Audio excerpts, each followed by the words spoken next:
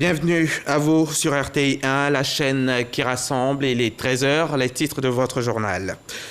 Après des tensions hier à Abidjan et dans des villes de l'intérieur du pays, suite à l'appel à manifester de certaines formations politiques, l'on constate un retour au calme ce vendredi.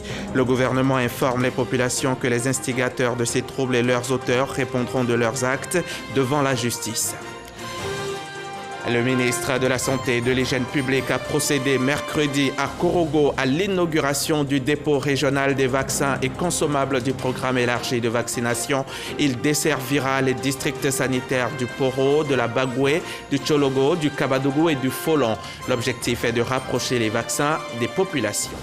Les Émirats arabes unis et Israël doivent signaler d'ici 3 semaines à Washington un accord historique destiné à normaliser leurs relations. Historique, c'est le qualificatif le plus utilisé par les défenseurs de l'accord, mais l'autorité palestinienne de Mahmoud Abbas a qualifié de trahison de la cause palestinienne l'accord de normalisation.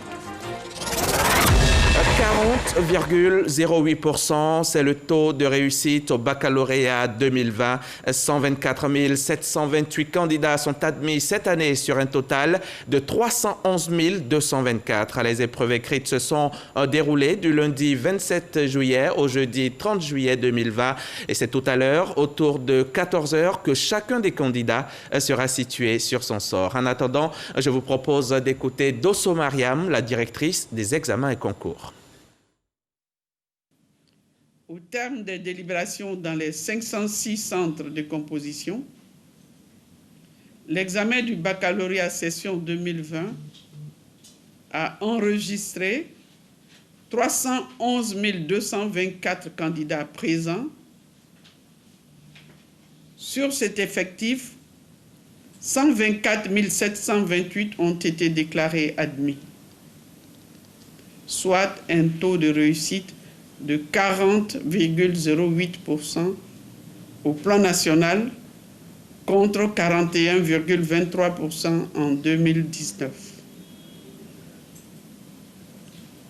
Le taux de réussite par genre indique 40,94% chez les filles, 39,39% chez les garçons. Bonne chance à tous les candidats au baccalauréat 2020. Des manifestations ont éclaté hier jeudi à Abidjan et dans quelques villes de l'intérieur du pays. Des groupes proches de l'opposition avaient appelé la société civile à protester dans tout le pays en dépit du fait que le gouvernement a interdit toute manifestation non autorisée. Résultat, la journée a été émaillée d'incidents. Ce vendredi, c'est le retour au calme sur tout le territoire national. Yopougon côté, le marché de friperie est ouvert. Commerçants et clients marchandent à qui mieux. L'offre et la demande sont au rendez-vous. À 100 mètres de là, le palais de justice grouille de monde. Les demandeurs de documents administratifs s'impatientent dans la longue file d'attente pour déposer leurs demandes. Une reprise d'activité sous haute sécurité après les manifestations de la veille dans ce quartier de Yopougon. Les lignes de bus de la Sotra, momentanément perturbées hier, ont repris du service de plus belle. À Sipores, les transporteurs et commerçants ont repris le travail. Même constat au Carrefour Sable où la circulation est dense. Sortie de Yopougon est même un calvaire pour ces automobilistes bloqués dans les bouchons sur l'autoroute. On peut le dire, les manifestations d'hier n'ont pas eu raison de la volonté des Ivoiriens de vaquer à leurs occupations. Suite à l'appel à manifester de certaines formations politiques de l'opposition, au mépris des procédures administratives légales permettant d'encadrer les marches et de garantir la sécurité des participants et des populations, nous constatons avec regret l'organisation depuis quelques jours de manifestations dans certaines villes de notre pays. Ainsi, les lundis 10 et mardi 11 août 2020, la ville de Daoukro a été le théâtre de pillages, d'agressions et de dérives communautaires qui ont malheureusement occasionné des décès, plusieurs blessés et des destructions de biens. Toujours dans cette dynamique de défiance de l'autorité de l'État et malgré l'absence d'autorisation, des manifestations, parfois d'une rare violence, ont été organisées par une partie de l'opposition ce jeudi 13 août 2020 dans certaines villes de notre pays. Ainsi, à Beaunois, nous déplorons des pertes en vie humaine, l'agression du commissaire de police, le pillage et l'incendie du commissariat et de la brigade de gendarmerie ainsi que le saccage des domiciles des agents des forces de l'ordre. Dans d'autres villes, des barricades ont été érigées et des pneus incendiés, empêchant les habitants de vaquer à leurs occupations. Tout en s'inclinant devant la mémoire des victimes de ces actes odieux, le gouvernement présente ses sincères condoléances à leurs familles. Le gouvernement marque sa solidarité avec les blessés et salue le professionnalisme et l'esprit républicain de nos forces qui ont permis d'éviter un bilan plus lourd. Il tient à rassurer les Ivoiriens quant à sa détermination à ne pas laisser s'installer le désordre. Le gouvernement prend à témoin la communauté nationale et internationale sur le caractère illicite et violent de ces manifestations. Le gouvernement s'engage à agir avec la plus grande fermeté et à ne tolérer aucune tentative, aucune entrave à la quiétude des Ivoiriens, à la liberté de circulation des personnes et au bon fonctionnement de l'activité économique sur toute l'étendue du territoire. Enfin, le gouvernement informe les populations que les instigateurs de ces troubles et leurs auteurs répondront de leurs actes devant la justice. Signé des mains du général Diomandé Vagondo, ministre de la Sécurité et de la Protection civile.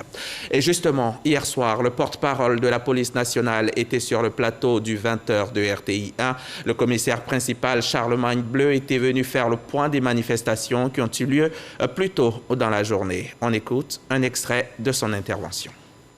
Bien entendu, c'est déplorable que de dire qu'aujourd'hui, les manifestations éclatées se sont produites un peu partout, dans certaines localités de notre pays que nous déplorons. Il y a eu au total 58 personnes interpellées, 45 à Abidjan et 13 à l'intérieur du pays qui iront de ce fait répondre de leurs actes devant les tribunaux compétents. Alors, on parle aussi des blessés, des morts. Il y en a combien exactement? À ce stade de l'enquête, nous déplorons malheureusement 3 pertes en vie humaine, des dégâts matériels assez importants ici et là. Et une enquête est ouverte qui nous permettra justement d'être beaucoup plus complet sur la question du bilan. Nous déplorons donc vraiment tout ce qui se passe en ce moment et appelons au calme, parce qu'il n'y a que par le calme et la discipline que nous allons ensemble poursuivre le développement harmonieux de notre pays. Et vous avez peut-être un dernier message avant de terminer? Oui, je reviens encore sur la sérénité nécessaire pour vraiment notre pays. On n'a pas besoin en ce moment précis de la pandémie, de tout ce qui se passe aujourd'hui, partout par le dialogue. C'est des choses qui peuvent se résoudre. Et donc aujourd'hui, le ministre de la Sécurité et de la Protection civile, et plus loin, le ministre d'État, le Premier ministre en charge de la Défense, par notre voix, voudrait demander le calme et la discipline à tous nos concitoyens afin que notre pays reprenne sa marche pour le développement. On en vient maintenant à cette conférence de presse du RHDP, le Rassemblement des eaux-fouettistes pour la démocratie et la paix. C'était hier jeudi. Face aux journalistes, le directeur exécutif du parti a fait le tour de l'actualité politique avant d'annoncer pour le 22 août prochain l'investiture du candidat du RHDP à la présidentielle d'octobre 2020. C'était au micro RTI 1 d'Alexis Ouedraogo. Le candidat du RHDP sera investi le 22 août prochain au stade Félix Houphouët-Boigny d'Abidjan. L'information a été donnée ce jeudi au cours d'une conférence de presse. Nous procéderons à l'investiture de son Excellence Alassane Ouattara, candidat du RHDP à l'élection présidentielle du 31 octobre 2020, le samedi 22 août 2020 au stade Félix Houphouët-Boigny. Dans cette dynamique, Des missions éclatées seront déployées dès ce samedi 15 août dans toutes les régions du pays pour faire de cette investiture une grande fête et le point de départ de la victoire de notre candidat au soir de la présidentielle. Face aux manifestations de l'opposition, Adama Bictogo déplore les incidents et pertes en vies humaines enregistrées. Je voudrais donc déplorer les morts qu'il y a eu à Daoukro et à Bonois et présenter toutes mes condoléances aux familles endeuillées, toute ma compassion aux familles dont les enfants ou des membres ont été blessés et leur dire que le RHDP se tient à leur côté parce que nous demeurons pour la paix. Le RHDP invite le gouvernement à faire force à la loi. Nous souhaitons que des enquêtes soient ouvertes, aussi bien au niveau des commanditaires que ceux qui ont commis les actes. Pour le RHDP, il n'y a pas de débat sur la candidature d'Alassane Ouattara. On a dit, il y a des juristes à l'époque qui ont dit Alassane ne peut pas être candidat. Mais ça dépend de la question. Vous demandez si Alassane peut faire un troisième mandat. Mais les gens répondent qu'il ne peut pas faire un troisième mandat, mais il peut faire le premier mandat de la Troisième République. Aujourd'hui, Bédi est candidat parce que le verrou a sauté. Aujourd'hui, Alassane est candidat parce que c'est une nouvelle république. Moi, je crois que tout ce qui se passe, c'est parce que l'opposition n'est pas prête à aller à des élections, mais qu'ils nous le disent. Comme ça, on va s'entendre. Quand on va gagner, on va leur donner quelques postes. Le parti n'a pas manqué de se prononcer sur les irrégularités dénoncées par l'opposition quant à la liste électorale. Il était important pour M. Kikawe, ici, il était vraiment de bonne foi, que pendant la période du contentieux, toutes ces anomalies soient portées à la connaissance de la Commission électorale indépendante. Et justement, l'une des fonctions, l'une des missions de la CEI pendant cette période, c'est de corriger ces anomalies. Intervenant à la fin de la conférence, le directeur de cabinet du président du RHDP, Ibrahim Cissé Bakongo, a invité l'opposition au sens de la responsabilité. Il n'a nullement besoin d'insister sur le fait que le président du PDCI RDA devrait savoir, plus que tout autre citoyen ivoirien, que conformément aux dispositions pertinentes de la Constitution, seul le Conseil constitutionnel est juge en dernier recours de l'éligibilité ou non d'un candidat, en l'occurrence à l'élection présidentielle. Le parti donne rendez-vous pour la mobilisation du 22 août prochain. Et l'union faisant la force, le RHDP tend les bras à d'autres partis et groupements de partis. Et à quelques 10 semaines de la présidentielle, le parti d'Alassane Ouattara s'agrandit de plus en plus. Hier, de nombreux partis et groupements de partis politiques ont signé un acte d'engagement et d'adhésion au RHDP. On reste avec Alexis Ouedraogo. Une vingtaine de partis et groupements de partis politiques s'engagent avec le RHDP. Ce jeudi à Abidjan, ils ont signé pour soutenir le candidat du parti. Le RHDP, en tant qu'entité politique d'obédience libérale, a réalisé de grandes performances économiques et particulièrement sociales. Étant entendu que la politique est faite pour le bien-être de la cité et que la présidentielle est la rencontre entre un homme, son projet et les populations, l'Alliance décide de porter son choix sur le candidat qui incarne ce progrès continu, le candidat du RHDP, le docteur Alassane Ouattara. L'Alliance lance un appel pour la préservation de l'unité nationale. Pour Adama Bictogo, ce rassemblement est l'essence même de la candidature d'Alassane Ouattara. Le candidat, le président Alassane Ouattara, va à cette élection en embrassant tous les Ivoiriens. Parce qu'il gagnera cette élection aussi bien avec les militants du RHDP, avec les militants de l'Alliance, mais avec des militants du FPI, du PDCI, qui reconnaissent en lui la chance de la Côte d'Ivoire, parce qu'il est réellement le meilleur candidat et la bonne alternative crédible pour la Côte d'Ivoire.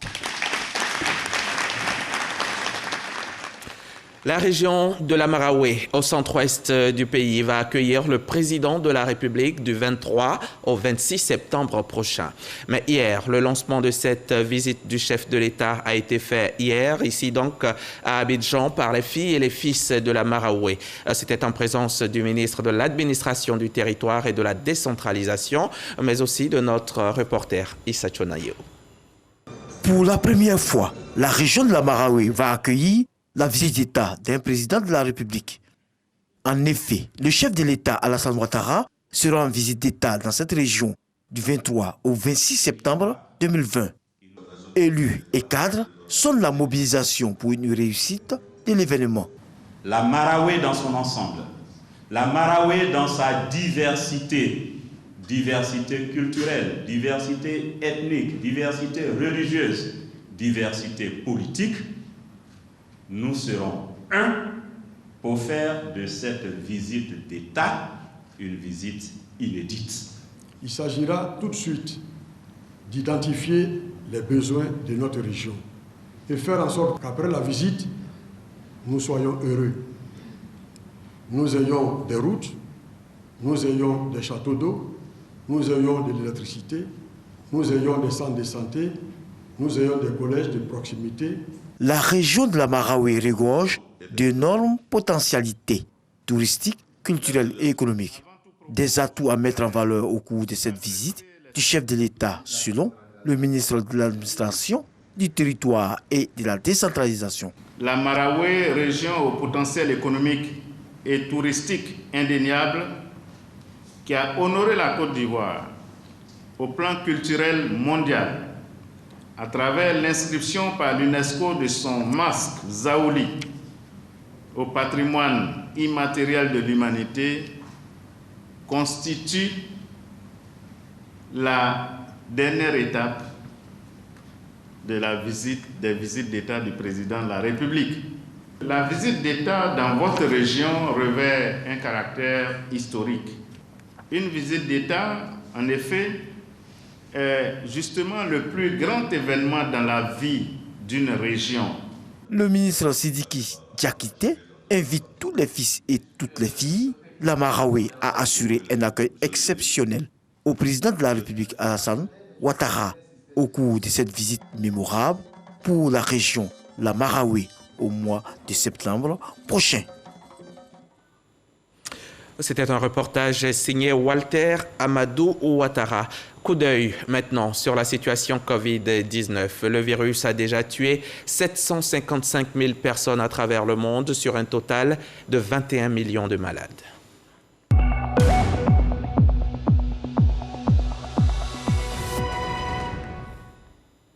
En Côte d'Ivoire, 26 nouveaux malades de Covid ont été recensés ces dernières 24 heures. 96 nouveaux guéris dans la même période et 0 décès. On approche les 17 000 cas, 16 889 pour être précis, avec 107 morts au total depuis la survenue de la pandémie dans le pays le 11 mars dernier. Les gestes barrières restent en vigueur, vous les connaissez, ce sont des gestes qui sauvent la vie, notamment le lavage des mains de façon régulière, le port du masque de protection, la distanciation sociale et aussi la méfiance envers tout ce qui peut être à risque.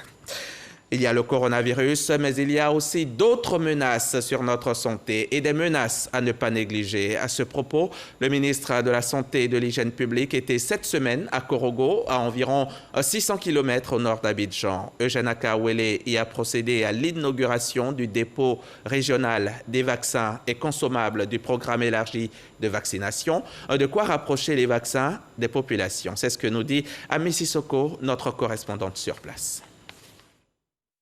Un dépôt régional de vaccins et consommables flambant neuf à Korogo, constitué essentiellement de 4 chambres froides d'une capacité totale de 120 000 litres, d'un magasin de stockage de 3 bureaux de 2 groupes électrogènes. Ce dépôt permettra de stocker et de conserver les vaccins du programme élargi de vaccination PEV dans de meilleures conditions en vue de protéger les enfants de 0 à 11 mois. Entre autres, les vaccins contre les diarrhées, la poliomyélite, la méningite A, le tétanos pour les femmes enceintes et le vaccin contre le cancer du col de l'utérus pour les filles de 9 ans. Fruit d'un partenariat entre le gouvernement ivoirien, Gavi, l'Alliance mondiale pour la vaccination et l'UNICEF. La vaccination demeure en matière de santé publique l'une des interventions les plus efficaces avec l'un des meilleurs rapports coût-efficacité. Grâce à la vaccination, la Côte d'Ivoire a éliminé le tétanos néonatal depuis 2013 et est en bonne voie contre la polio dans le pays. Ce dépôt régional de vaccins va desservir plus aisément les districts sanitaires de Poro, Bagoué, Tchologo, Kabadougou et Folon. La remise officielle a été l'occasion pour le ministre de la Santé et de l'Hygiène publique, Eugène Akaoulé, d'inciter les populations à s'approprier la vaccination. L'épidémie de la COVID-19, accentuée par l'émergence de messages anti-vaccins sur les réseaux sociaux et de polémiques autour d'un supposé vaccin testé en Afrique contre la COVID, ont des répercussions sur l'utilisation des services de vaccination. Ces perturbations des services de vaccination, même pendant de brèves périodes, augmentent la survenue d'éventuelles épidémies de rougeole, de poliomyélite et de méningite.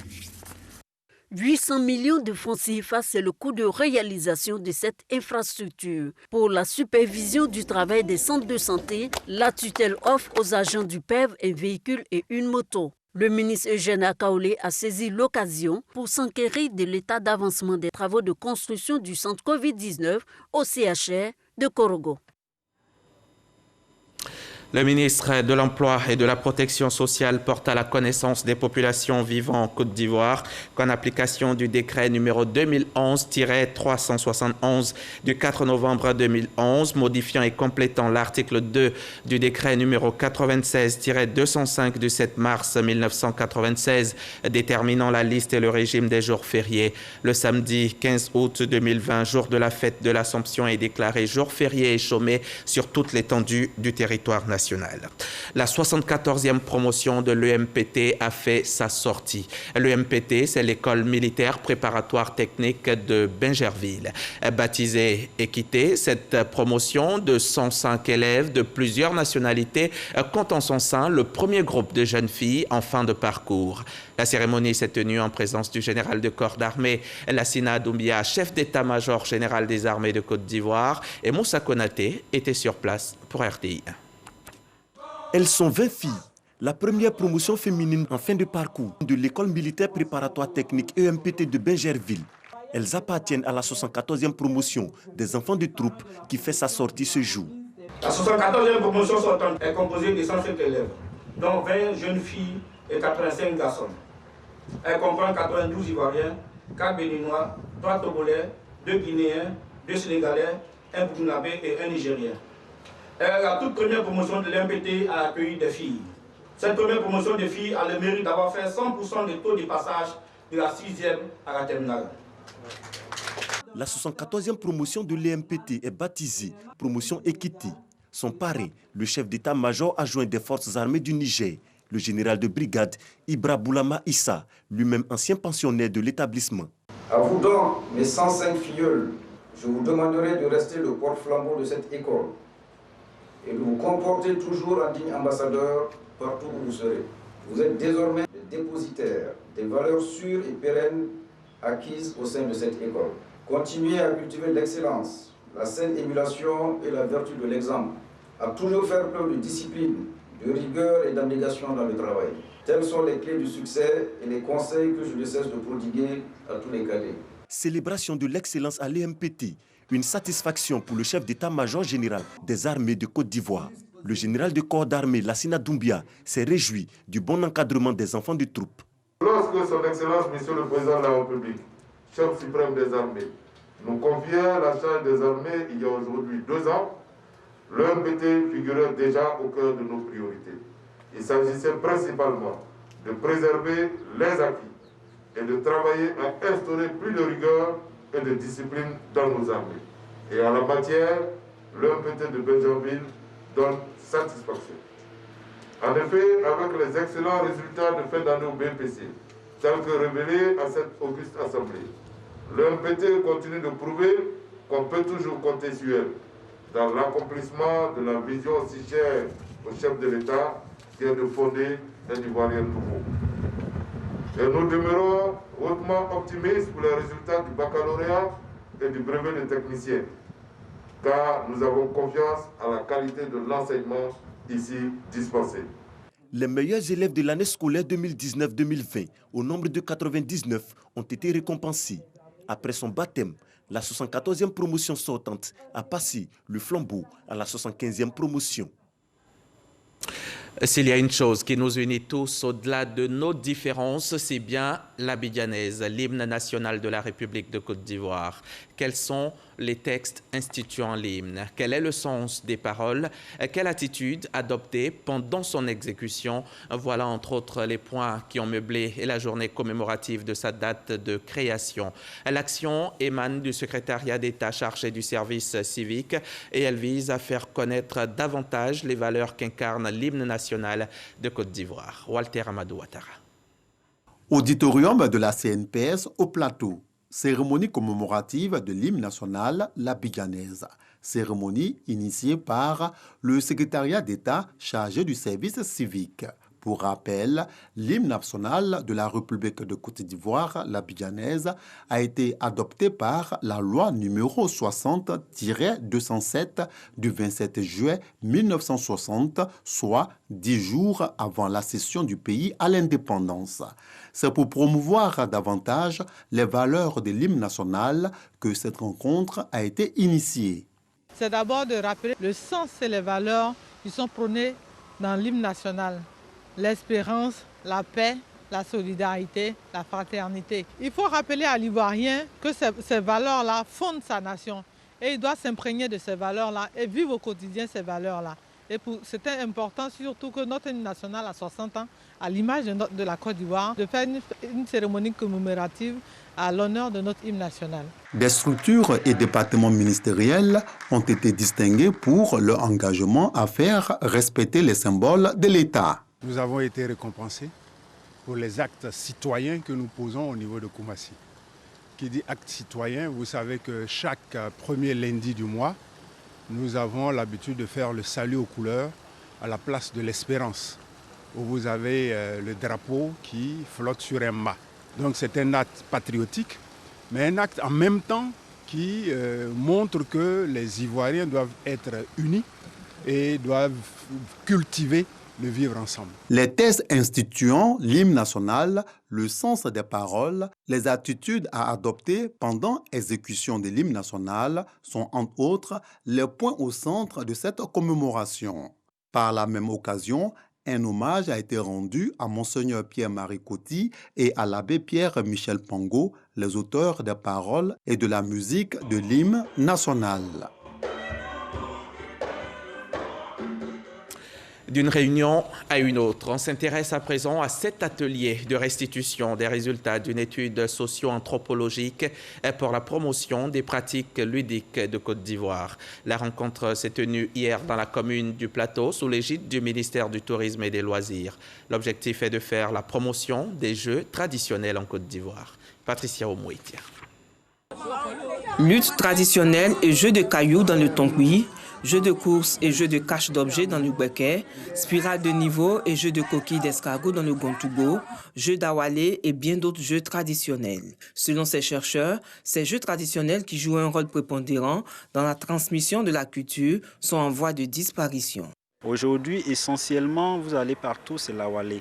C'est le seul jeu qui est connu. La majorité des jeux traditionnels qui est issu de nos cultures ivoiriennes sont en phase de disparition. Nous avons sillonné dans une dizaine de localités du pays pour recueillir les valeurs culturelles en termes de jeux traditionnels, leurs pratiques, afin de voir, de penser comment nous pouvons traduire ça de façon didactique dans des outils d'enseignement pour que cela soit enseigné aux enfants dans les écoles, dans les clubs de loisirs. Face à un tel constat, le ministre du Tourisme et Loisirs, Siandou Fofana, entretient l'espoir de valoriser et promouvoir notre patrimoine ludique. Son conseiller technique en charge des stratégies qui le représentait à cet atelier a indiqué que les jeux traditionnels jouent un rôle important dans la transmission des valeurs d'une société. Promotion et valorisation des jeux traditionnels. justement pour intervenir dans la cohésion sociale et la solidarité entre les peuples ivoiriens. L'objectif final de l'étude socio-anthropologique initiée par la Direction des loisirs du ministère du Tourisme et des Loisirs depuis 2017 est de recueillir et classifier les jeux traditionnels ivoiriens à des fins de promotion touristique et d'éducation citoyenne. Bien réadaptés, ces jeux traditionnels seront des produits culturels d'appel touristique. Je vous le disais en titre, il est annoncé un accord de paix et de normalisation entre Israël et les Émirats arabes unis. C'est l'administration américaine qui l'a dévoilé, promettant un accord de paix historique entre deux grands amis des États-Unis. La communauté américaine, le communiqué américain également, affirme que les deux pays ont prévu d'ouvrir des ambassades et que dès les prochains jours, ils procéderont à la signature d'un certain nombre d'accords dans plusieurs domaines. Dans le cadre de ce rapprochement, Israël suspend son projet d'annexion de territoires palestiniens occupés, mais en Palestine. Plus que la surprise ou l'incompréhension, c'est surtout la colère qui domine. Et c'est ici que l'on s'arrête pour aujourd'hui. Merci d'avoir été avec nous. Merci de nous suivre où que vous soyez dans le monde. Merci surtout de votre confiance. À demain, 13h sur RTI 1, toujours dans le respect des gestes barrières.